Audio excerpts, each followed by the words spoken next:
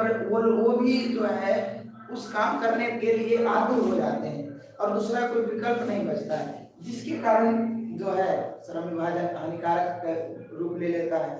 तो यही है श्रम विभाजन और जाति प्रथा, यानी काम को जाति के आधार पर नहीं बांटना है। अगर बांटते हैं तो ये सबसे बड़ी भूल है। इसकी कौन बताया था?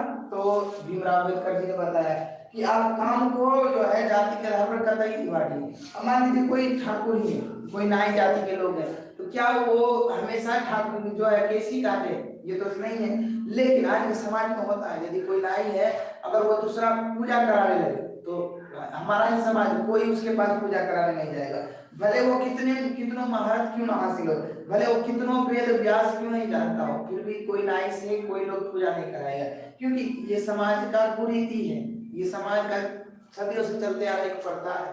तो इसीलिए जो है श्रम विभाजन एक खराब प्रथा के, श्रम विभाजन के आधार पर जाति प्रथा भी खराब होते जा रहा है, जबकि ऐसा सभ्य समाज में ऐसा संभव नहीं है। सभ्य समाज का मेन उद्देश्य होना चाहिए कि हमारा समाज भाईचारा पर आधारित हो, हमारा समाज समता पर आधारित हो, हमारा समाज स्वतंत्रता पर आधारित हो। यानी सभ्य समाज का क्या इसमें बताया गया आपको? सभ्य समाज किसको कहें? तो वैसा समाज जो कि भ्रातृत्व पर आधारित हो, यानी भाईचारा पर, समता पर आधारित हो, यानी सब एक दूसरे के बराबर हो, स्वतंत्रता पर आधारित हो। स्वतंत्रता मतलब सब अपने काम के लिए आजाद है, कोई भी काम कर सकता है, तभी हमारा समाज सभ्य समाज बनेगा, तभी हमारा समाज आदर्श समाज बनेगा। हमारा समाज आदर्श तभी बन सकता है जब हमारा समाज में क्या हो, जब हमारा समाज भ्रातृत्व पर यानी भाईचारे पर आधारित हो। भ्रातृत्व मतलब भाईचारे, और भाईचारा भी कैसा होना चाहिए? तो जैसा दूध और पानी का मिश्रण होता है उस तरह का होना चाहिए। समता पर यानी सभी लोग बराबर हो, जो चाहे वो कर सके। स्वतंत्रता यानी सभी का आजादी हो कि वो कोई भी काम कर सकता है, आजादी हो किसी भी काम करने का।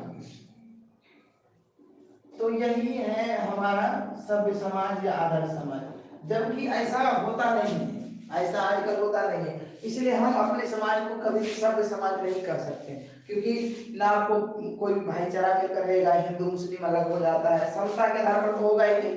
कोई भी अगर छोड़ देखो, बड़ा जाति के लोग हैं तो वो अपना काम को बड़ा बताएगा, छोटा जाति के लोग हैं तो उसको छोटा काम समझा जाएगा।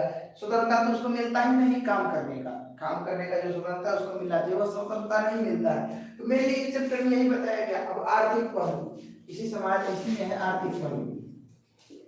तो अब बताइए आर्थिक पहलू, तो क्या आर्थिक पहलू के दृष्टिकोण से श्रम विभाजन अच्छा पड़ता है? नहीं।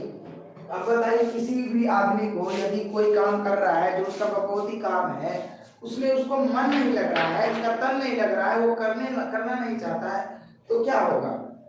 ना उस सही से पैसा कमा सकता है, ना सही से वो जो कमाना चाहिए वो उससे उसका हो भी नहीं करेगा आमदनी।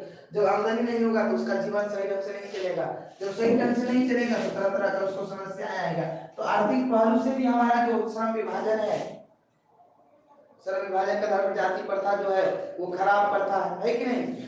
और बताया गया है इसी चैप्टर में आपको ये भी बताया गया है कि आज जो है गरीबी और उत्पीड़न से भी सबसे बड़ी समस्या क्या बन गई है?